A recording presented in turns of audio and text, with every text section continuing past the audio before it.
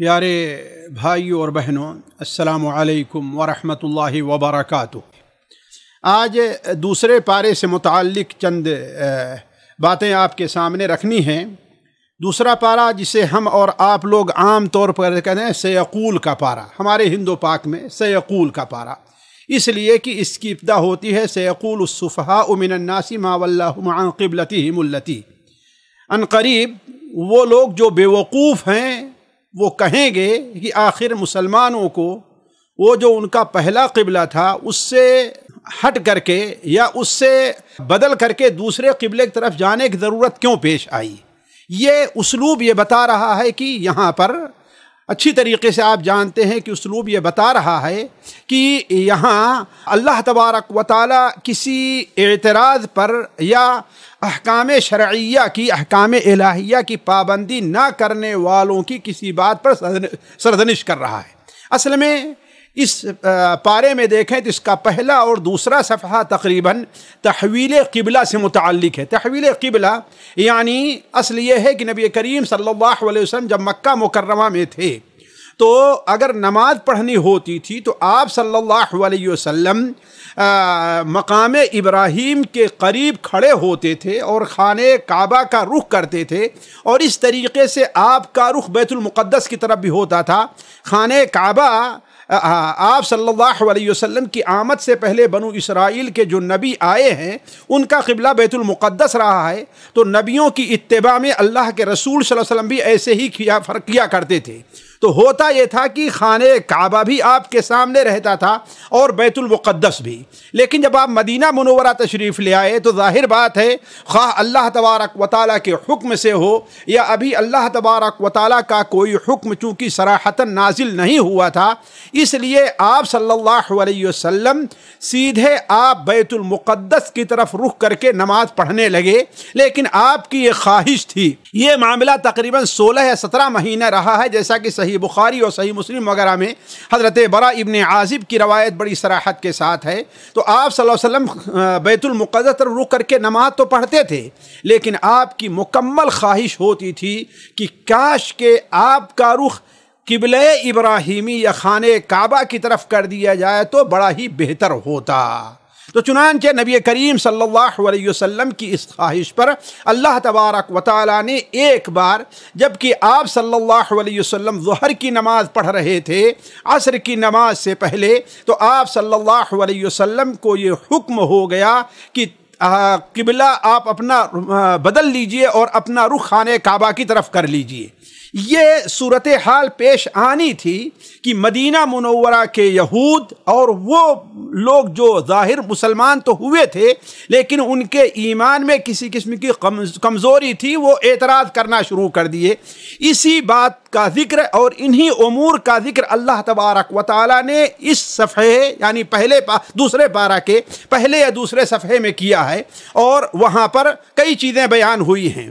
پہلی بات تو یہ ہے کہ وہ لوگ جو اس کے اوپر معترض تھے ان کا جواب دیا گیا ہے۔ میں صرف دو اعتراضات کا ذکر آپ کے سامنے کرتا ہوں اور باقی تفسیر کی کتابوں میں جا کر کے معلوم کیا جا سکتا ہے۔ پہلا اعتراض یہ تھا کہ آخر جب وہ بھی قبلہ حق ہے اور انبیاء کا قبلہ رہا ہے اور آپ اب تک اس طرف رخ کیے ہی رہے ہیں، تو آخر ایک نئے قبلے کے بدلنے کی ضرورت ہی کیا ہے؟ یہ خلفشار مچانے اور لوگوں کی مخالفت کرنے کی ضرورت ہی کیا ہے؟ اسی طرف رخ کیے کر کے نماز پڑھتے، آخر کیا ضرورت پیش آئی کہ آپ نے اپنا رخ خانہ کعبہ کی طرف کر لیا؟ اللہ تبارک و تعالیٰ نے اس کا جواب بڑے منطقی انداز میں دیا کہ وَلِلَّهِ الْمَشْرِقُ وَالْمَغْرِبُ۔ یہ تم لوگ جو کرو یہ بیوقوفی کی بات ہے، یہ ہے سیقول السفہاء، یہ سفہانہ اور گستاخانہ اور بیوقوفی کی بات ہے، بے عقلی کی بات ہے۔ کیوں؟ اس لیے کہ اصل مقصد مشرق اور مغرب کے طرف رخ کرنا نہیں ہے، اصل مقصد جو ہے وہ اللہ تبارک و تعالیٰ کی اطاعت اور اس کی پیروی ہے۔ اللہ تبارک و تعالیٰ نے جب تک چاہا اپنے نبی کو بیت المقدس طرف رخ کر کے نماز پڑھنے دیا، لیکن جب اللہ تبارک و تعالیٰ مصلحت یہی چاہتا ہے کہ اب ان کا رخ خانہ کعبہ کی طرف ہو، تو اصل ایمان یہ ہے کہ اللہ تبارک و تعالیٰ کی اطاعت اطاعت کی جائے آمنا و صدقنا، نہ یہ کہ اللہ تبارک و تعالیٰ کے احکام پر اعتراضات کیا جائے۔ دوسرا اعتراض جو آج بھی ہوتا اور ہمیشہ سے باطل لوگ یہ اعتراض کرتے رہے ہیں کہ ان لوگوں نے کہا کہ آخر اب تک 17 مہینے یہ جو گزر چکے ہیں، یعنی مدینہ منورہ میں 16 مہینے جو گزر چکے ہیں، اور جو لوگ اب تک نماز پڑھتے رہے ہیں ان میں بہت سے ایسے لوگ ہیں کہ اب تو ان کا انتقال ہو گیا ہے، تب ان کی نماز کا کیا ہوگا؟ گویا کہ ان کی نماز ہوئی ہی نہیں، ان کی نماز باطل تھی، اس لیے کہ وہ لوگ صحیح قبلے کی طرف نہیں تھے، جس طریقے سے اعتراضات ہوتا ہے۔ اللہ تبارک و تعالی نے اس کا بھی جواب دیا، وَمَا كَانَ اللَّهُ لِيُضِيعَ إِيمَانَكُمْ، اسی پہلے صفحے میں دیکھیں گے اللہ فرماتا ہے وَمَا كَانَ اللَّهُ لِيُضِيعَ إِيمَانَكُمْ، اللہ تبارک و تعالی ان کے ایمان یعنی ان کی نماز، گویا نماز اتنی اہمیت رکھتی ہے۔ دو بات ہے، ایک بات تو یہ ہے کہ نماز کی اتنی اہمیت ہے کہ اللہ نے اسے ایمان قرار دیا، اور دوسری بات یہ ہے کہ ایمان جو ہے وہ صرف دل کے عقیدے کا نام نہیں ہے، بلکہ ایمان میں اعمال بھی داخل ہیں بندے کے، نماز، روزہ اور یہ ساری چیزیں بھی گویا ایمان کے اندر داخل ہیں۔ علا کل حال شروع کے اندر ابتدا میں اللہ تبارک و تعالی امت مسلمہ کی فضیلت بیان کر رہا ہے، ان کے اعتراضات کا جواب دے رہا ہے، مسلمانوں کو اطمینان دلا رہا ہے، اور سب سے اہم چیز جس پر اللہ تبارک و تعالی نے توجہ دلائی ہے لوگوں کی، دو باتیں۔ ایک بات تو یہ ہے کہ یہود اور نصارہ جو یہ اعتراضات کر رہے ہیں، دوسرے صفحے کی پہلی آیت ہے کہ جو اعتراضات کر رہے ہیں اس کا یہ مطلب نہیں ہے کہ ان کی کتاب میں جہاں نبی آخر الزماں کی آمد کا ذکر ہے وہاں پر یہ بات نہیں ہے کہ ان کا قبلہ یہ ہوگا، یہ معلوم ہے، وہ یہ جانتے ہیں کہ ان کا قبلہ بیت المقدس سے ہٹ کر کے خانہ کعبہ رہے گا، لیکن صرف ان کا مقصد اعتراضات ہے، بلکہ اس کو تو ایسے ہی جانتے ہیں جیسے اپنے بچوں کو پہچانتے ہیں، یعنی اپنے بچوں کو دوسرے کے بچوں سے پہچاننے میں جو آدمی غلطی نہیں کرتا، ایسے یہود کو بھی یقین ہے کہ ان کا قبلہ بدلنے والا ہے، لیکن ان کا مقصد صرف اعتراض کرنا ہے، ان کا مقصد حق تک پہنچنا نہیں ہے۔ دوسری بات اللہ تبارک و تعالیٰ نے بڑی بہترین کہی ہے جو ہمارے اور آپ کے لیے ایک مشعل راہ بننی چاہیے۔ اللہ تعالیٰ فرماتا ہے دوسرے صفحے میں وَلِكُلِّ وِجْهَةٌ هُوَ مُوَلِّيهَا فَاسْتَبِقُوا الْخَيْرَاتِ أَيْنَمَا تَكُونُوا يَأْتِ بِكُمُ اللَّهُ جَمِيعًا۔ اس آیت کے اوپر غور کریں، وَلِكُلِّ وِجْهَةٌ هُوَ مُوَلِّيهَا، ہر ایک کے لیے ایک جہت ہے جس کی طرف وہ متوجہ ہے۔ یہیں سے بعض علماء نے کہا کہ اس میں انسان کی سوچ ہے، ہر انسان کی الگ الگ سوچ ہے جیسے وہ سوچ رہا ہے۔ کوئی آدمی ایک شخص کو اچھا سمجھتا ہے، برا سمجھتا ہے، ایک عمل کو اچھا سمجھتا ہے وہ کر رہا ہے، کوئی نماز کی پابندی زیادہ کرتا ہے، کوئی روزے کا اہتمام زیادہ کرتا ہے، کوئی صدقہ اور خیرات کا اہتمام زیادہ کرتا ہے۔ تو اصل چیز یہ نہیں ہونی چاہیے کہ لوگوں پر اعتراضات کیا جائے، اصل چیز کیا ہونی چاہیے؟ فاستبقوا الخیرات، خیر کے کاموں میں ہمیں اور آپ کو آگے اور بڑھ چڑھ کر کے حصہ لینا چاہیے، یہ ہمارا آپ کا کام ہونا چاہیے۔ اس کے بعد اللہ تبارک و تعالیٰ نے جب یہ معاملہ ذکر فرمایا اور مسلمانوں کو تسلی دی اور ان کو حکم دیا کہ فَأَيْنَمَا تُوَلُّوا فَثَمَّ وَجْهُ اللَّهِ، جہاں کہیں بھی ہو وہیں پر اللہ تعالیٰ کا چہرہ، وَحَيْثُمَا كُنْتُمْ فَوَلُّوا وُجُوهَكُمْ شَطْرَهُ، تم جہاں کہیں بھی ہو اپنا رخ کس طرف کرو؟ خانہ کعبہ کی طرف کرو۔ اس کے بعد اللہ تبارک و تعالیٰ نے مسلمانوں کو گویا یہ اشارہ فرمایا کہ دیکھو یہ کوئی نئی بات نہیں ہے کہ تم دین پر صحیح طور پر چلو گے، اللہ تعالیٰ کے احکام کی پابندی کرو گے تو تمہارے اوپر اعتراضات نہیں ہوں گے، لیکن ہوں گے، اعتراضات بھی ہوں گے، مقابلہ بھی ہوگا، تمہیں قتل بھی کیا جائے گا، تمہیں پریشان بھی کیا جائے گا۔ اس کے لیے تمہیں دو چیزوں کی بڑی اہم ضرورت ہے، تمہیں دین کے لیے قربانیاں دینی پڑیں گی، تمہیں دین کے لیے بہت کچھ کرنا پڑے گا۔ ایسے موقع پر تم دو چیزوں کا بڑا کیوں آواز نہیں ہے؟ معذرت کے ساتھ ساتھیوں، بات ہماری یہاں تک پہنچی تھی کہ اللہ تبارک و تعالی نے جب قبلہ سے متعلق لوگوں کے اعتراضات کا جواب دے دیا، مسلمانوں کو اطمینان دلایا اور مسلمانوں کو یہ حکم دے دیا حتمی طور پر کہ اب ان کا رخ خانہ کعبہ ہی کی طرف ہونا چاہیے، تو اس کے بعد اللہ تبارک و تعالی نے مسلمانوں کو اس بات پر بھی متنبہ کیا کہ دین پر چلنے کے راستے میں مصائب اور پریشانیاں بھی درپیش ہیں، اس کے لیے قربانیاں بھی دینی پڑیں گی۔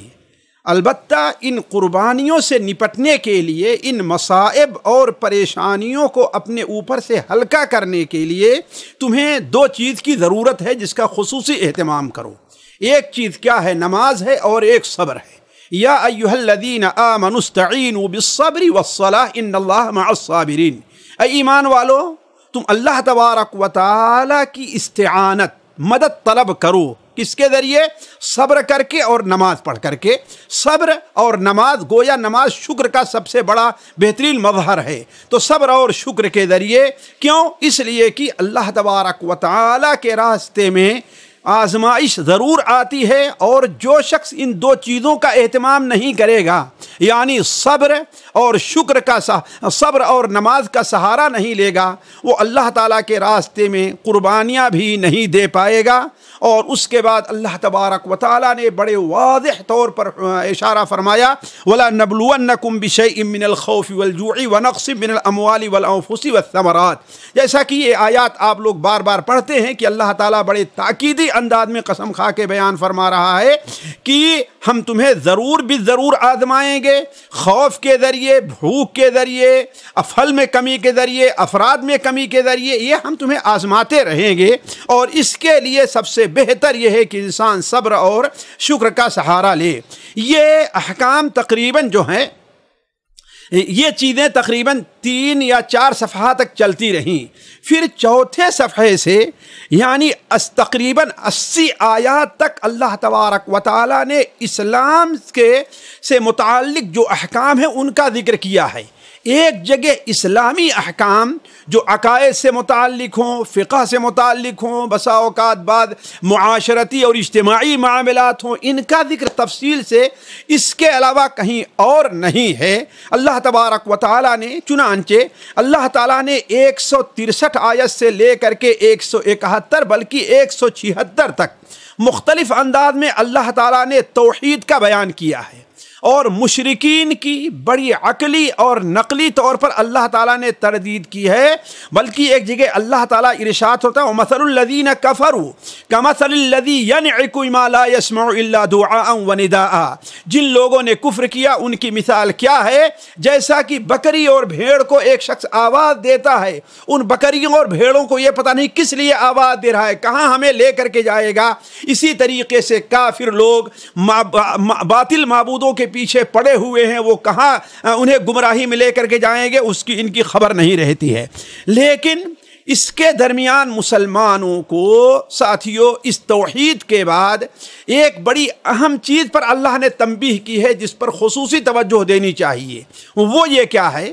توحید کے بعد اور ابھی جو عملی احکام ہیں ان سے پہلے اللہ تبارک و تعالیٰ نے مسلمانوں کو حلال کھانے کا حکم دیا ہے اور حرام خوری سے روکا ہے۔ چنانچہ اس سلسلے میں 2 آیتیں اللہ تعالیٰ نے نازل فرمائی ہیں، یا ایھا الذین آمنوا کلوا من الطیبات واعملوا صالحا، یا ایھا الذین آمنوا کلوا من طیبات ما رزقناکم واشکروا للہ ان کنتم ایاہ تعبدون انما حرم علیکم المیتۃ والدم ولحم الخنزیر وما اہل بہ لغیر اللہ۔ یعنی اے ایمان والو، وہ پاک روزی جو اللہ نے تمہیں دی ہے اسے کھاؤ، اللہ کا شکر ادا کرو۔ اگر تم اس کی عبادت کرنا چاہتے ہو، یاد رکھو اللہ تعالیٰ نے تمہارے اوپر مردار کو، اللہ نے تمہارے اوپر خون کو، اللہ تعالیٰ نے تمہارے اوپر سور کے گوشت کو، اللہ تعالیٰ نے تمہارے اوپر باطل معبودوں کے نام سے ذبح کیے گئے جانوروں کو، ان تمام چیزوں کو حرام قرار دیا ہے۔ اس کی وجہ کیا ہے کہ ابھی فقہی احکام نہیں شروع ہوئے اور توحید کا بیان ہوا، اور درمیان میں اس چیز کے ذکر کا کیا معنی ہے؟ ساتھیوں میرے سمجھ میں 2 چیز آئی ہے، اور شاید وہ اللہ کی توفیق سے میں سمجھتا ہوں کہ حق ہوگی۔ پہلی چیز تو یہ ہے کہ توحید کا تقاضا یہ ہے کہ بندہ حرام کھانے سے پرہیز کرے اور حلال کھانے کا اہتمام کرے۔ اسی لیے اللہ تعالیٰ فرماتا ہے وَاشْكُرُوا إِن كُنتُمْ إِيَّاهُ تَعْبُدُونَ، اگر تم اسی کی عبادت کرنا چاہتے ہو تو جو اللہ نے پاک روزی تم کو دی ہے وہ کھاؤ۔ اور دوسری وجہ یہ ہو سکتی ہے کہ اب جو احکام بیان کیے جا رہے ہیں، نماز کے ہیں، روزے کے ہیں، حج کے ہیں، نکاح اور طلاق اور ساری چیزیں جو بیان ہو رہی ہیں، یہ جو عبادات ہیں ان کی قبولیت کے لیے یہ شرط ہے کہ بندہ حلال روزی کھائے اور حرام روزی سے پرہیز کرے۔ یہ ہم نے سمجھا ہے، واللہ عالم۔ علی کل حال اللہ تبارک و تعالیٰ نے اس کے بعد آیات نمبر 177 میں متقیوں اور کامیاب ہونے والوں کی صفات بیان کی ہے کہ لیس البر ان تولوا وجوہکم قبل المشرق والمغرب، اے یہود اور نصارہ تم لوگ اس بات پر لڑ رہے ہو کہ مشرق کی طرف رخ ہو کہ مغرب کی طرف ہو، حالانکہ یہ کوئی نیکی نہیں۔ اصل نیکی کیا ہے؟ من آمن باللہ، ایمانیات کا اللہ نے ذکر فرمایا، نماز کا ذکر فرمایا، زکوٰۃ کا ذکر فرمایا، اپنے راستے میں خرچ کا ذکر فرمایا اور صبر کا ذکر فرمایا۔ کہا کہ یہ وہ چیزیں ہیں جس پر عمل کر کے انسان متقی بن سکتا ہے اور کامیابی کی راہ اختیار کر سکتا ہے۔ اس کے بعد اللہ تبارک و تعالیٰ نے 178 سے احکام فقہیہ کا بیان شروع کیا۔ سب سے پہلا بیان قصاص ہے۔ قصاص ساتھیوں کس کو کہتے ہیں؟ شریعت کے عدم قصاص یہ ہے کہ اگر کوئی آدمی کسی شخص کو ناحق بغیر شرعی جواز کے قتل کرتا ہے تو قاتل کو بھی اس کے بدلے قتل کیا جائے۔ اگر ایک آدمی کے قتل میں 10 آدمی بھی شریک ہوتے ہیں تو 10 آدمیوں کو بھی قتل کیا جائے گا۔ یہ شرعی حکم ہے اور اسے قرآن مجید نے زندگی قرار دیا ہے۔ وَلَكُمْ فِي الْقِصَاصِ حَيَاةٌ، اس میں زندگی ہے۔ یہ اور اس کی وضاحت کی ہے کہ وہ لوگ جو اسے ظلم اور نفرت انگیز چیز کہتے ہیں وہ اس کو سمجھتے نہیں ہیں۔ اگر حقیقت میں مانیں تو یہ کیا چیز ہے؟ اس میں ان مسلمانوں کے لیے زندگی ہے۔ پھر اس کے بعد آیت نمبر 180 سے لے کر کے 82 میں وصیت کے احکام بیان کیے گئے ہیں۔ وصیت کیا ہے ساتھیو؟ اصل وصیت جب بولا جاتا ہے تو اس کا مفہوم یہ ہوتا ہے کہ انسان وفات کے وقت کچھ چیزوں کی وصیت کر جائے، ایسا کرنا، میرے مال سے یہ دینا، وہ کرنا، ان کو دینا، تم یعنی جیسی باتیں ہوتی ہیں کہ اپنے جن کو چھوڑ کر کے جا رہا ہے وارثین ان کے فائدے کے لیے کچھ باتیں بتا کر کے جائے، یہی چیز ہے وصیت۔ اللہ تبارک و تعالیٰ نے اس کی بڑی اہمیت دی ہے اور اس کا حکم دیا ہے۔ پھر 183 سے لے کر کے 188 تک روزے کے احکام بیان ہوئے ہیں، اور جس تفصیل سے روزے کے احکام بیان ہوئے ہیں یہ تفصیل پورے قرآن مجید میں کہیں نہیں پائی جائے گی، بلکہ ان آیات کے اندر اتنی اہمیت ہے ساتھیو کہ شیخ ابن عثیمین رحمہ اللہ نے، مجھے یاد آ رہا ہے کہ ان آیات سے 100 سے زائد فوائد کا استنباط کیا ہے روزے سے متعلق، یعنی سوچیں کتنی جامعیت اس یہاں پر ہے۔ البتہ روزے کے درمیان میں اللہ تبارک و تعالی نے چند اہم باتیں بیان کی ہیں۔ مثال کے طور پر یہ ہے کہ درمیان میں دعا کا حکم دیا ہے۔ اس کا مطلب یہ ہے کہ روزے کا دعا سے یا رمضان کا یا دعا کا رمضان اور روزے سے گہرا تعلق ہے۔ دوسری چیز یہ ہے کہ اللہ تعالیٰ نے عورت کے بارے میں فرمایا ہے کہ ہن لباس لکم وانتم لباس لہن، عورتیں تمہارا لباس ہیں اور تم ان کے لباس ہو۔ اور اس سے اشارہ یہ ہے کہ جس طریقے سے لباس انسان کی زندگی کا حصہ ہے، اسی طریقے سے عورت بھی انسان کی زندگی کا حصہ ہے۔ تو جس طریقے سے رمضان میں انسان بغیر لباس کے نہیں رہ سکتا ہے، ایسے انسان رمضان میں بھی بغیر عورت کے، اپنی بیوی کے نہیں رہ سکتا، لہذا اس کے احکام بیان کیے گئے۔ تیسری چیز اللہ تعالیٰ نے اعتکاف کا حکم دیا ہے، جو رمضان روزے سے الگ چیز ہے، اس میں کوئی شک نہیں، لیکن اعتکاف اہم جو اعتکاف مسنون ہے وہ رمضان کے مہینے اور اس کے آخری عشرے کے ساتھ خاص ہے۔ اور چوتھی چیز اللہ تعالیٰ نے وَلَا تَأْكُلُوا أَمْوَالَكُمْ بِالْبَاطِلِ، روزے کے احکام کے فوراً بعد بیان فرمایا کہ باطل طریقے سے اپنا مال نہ کھاؤ۔ اس کا معنی یہ ہے کہ جس طریقے سے تمہیں جائز مال سے روزے کی حالت میں روکا گیا تھا اور اس کا ماننا ضروری تھا، اگر نہ مانتے تمہاری عبادت صحیح نہ، تمہاری عبادت نہ ہوتی، ایسے ہی اللہ تعالیٰ نے عام حالات میں بھی تمہیں باطل اور ناجائز مال کھانے سے روکا ہے۔ جب تک تم رکو گے نہیں اس وقت تک گویا تمہارا روزہ اللہ کے نزدیک مقبول نہیں ہوگا۔ پھر اس کے بعد آیت نمبر 195 سے لے کر کے 203 تک حج کے احکام بڑی تفصیل کے ساتھ بیان ہوئے ہیں۔ ان آیتوں میں حج کے ان آیتوں میں بڑے اعجازی طور پر اور بڑے اختصار کے ساتھ ساتھیوں حج کے آداب اور ارکان بیان ہوئے ہیں، اور اتنے آداب اور ارکان قرآن مجید میں اور کہیں نہیں۔ حج میں سورۃ الحج میں اس کا ذکر ہے، لیکن سورۃ الحج میں حج سے متعلق عموماً جو قلبی تعلقات ہیں، عبادات ہیں، ان کا ذکر ہے، لیکن یہاں پر اللہ تبارک و تعالی نے حج کے ارکان، وقوف عرفہ ہے، احرام باندھنا ہے، اور مزدلفہ ہے، یہ ساری چیزیں ہیں، ان کا ذکر اللہ تعالیٰ نے یہاں پر بیان فرمایا ہے۔ اس کے بعد اللہ تبارک و تعالیٰ نے درمیان میں کچھ اور احکام ذکر فرمائے ہیں حج کے بعد، جیسے چاند کا مسئلہ ہے، حرم مکی کے احترام کا مسئلہ ہے، سود اور نہیں بلکہ جوا اور شراب کی خرابیوں کا ذکر ہے۔ یہ پہلی آیت ہے جو شراب کے بارے میں اور جوا کے بارے میں نازل ہوئی کہ فیہما اثم کبیر و منافع للناس۔ اب ذرا 1 منٹ کے لیے رکیں گے، اذان ہو رہی ہے، پھر اس کے بعد چلتے ہیں۔ اللہ اکبر۔ تو ساتھیوں میں کہہ رہا تھا کہ احکام حج کے بعد اللہ تبارک و تعالی نے سول کوڈ کے مسائل کے ذکر سے پہلے درمیان میں کچھ دیگر احکام، جیسے چاند کا مسئلہ ہے، حرم مکی کے احترام کا مسئلہ ہے، جوا اور شراب کی خرابیوں کا ذکر ہے، اور اللہ تعالیٰ کے راستے میں قتال اور اس کے بعد آداب کا ذکر ہے۔ پھر اس کے بعد اللہ تبارک و تعالی نے معاشرتی مسائل جسے کہتے ہیں اس کا ذکر چھیڑا ہے۔ مثال کے طور پر اللہ تبارک و تعالیٰ نے یہ بیان کیا ہے کہ مشرکین سے نکاح جائز نہیں ہے، اور آگے بڑھتے ہوئے اللہ نے یہ بیان فرمایا کہ حیض کی حالت میں میاں بیوی کے تعلقات کی نوعیت کیا ہونی چاہیے، غیر فطری طریقے سے اپنی بیوی عورت سے مباشرت کرنے کا حکم کیا ہے، ناجائز اور حرام ہے۔ اور سب سے اہم چیز جس پر اس زمانے میں سب سے کم توجہ دی جاتی ہے ساتھیوں، وہ ایلا کے احکام ہیں، اور بڑی وضاحت کے ساتھ اللہ نے بیان فرمایا ہے۔ ایلا اصل میں کہتے ہیں کہ شوہر اگر اپنی بیوی سے ناراض ہو تو کسی بات پر ناراض ہو کر کے یہ قسم کھا لے کہ میں اپنی بیوی کے ساتھ تعلقات نہیں رکھوں گا۔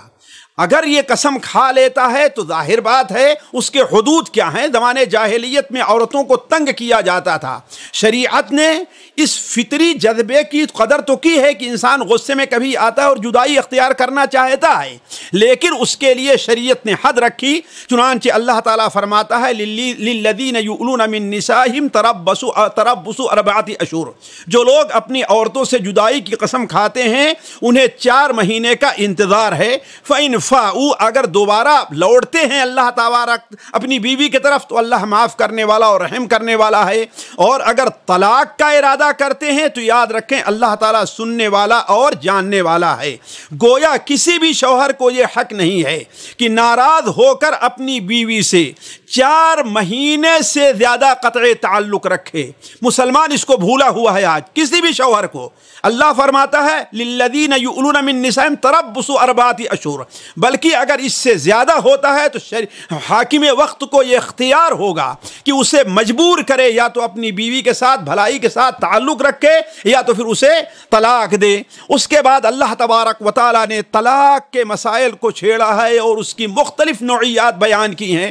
طلاق کا صحیح طریقہ کیا ہے، طلاق ہو جانے کے بعد عورت کی عدت کیا رہے گی، اللہ نے اس کو بیان فرمایا۔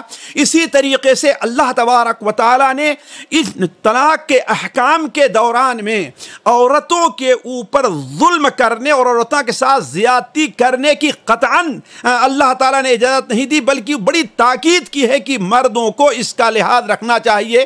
مثال کے طور پر اللہ تعالیٰ فرماتا ہے وَإِذَا طَلَّقْتُمُ النِّسَاءَ فَبَلَغْنَ أَجَلَهُنَّ، تم اگر عورتوں کو طلاق دو، فَبَلَغْنَ أَجَلَهُنَّ، اگر وہ عدت کو پہنچ جائے یعنی عدت ختم ہونے کے قریب ہو، تو تمہیں یہ اختیار ہے کہ یا تو پھر بھلائی کے ساتھ ان کو روکو اور یا تو پھر ان کو چھوڑ دو۔ نقصان پہنچانے کے لیے، تنگ کرنے کے لیے تمہیں روک کر کے رکھنا جائز نہیں ہے۔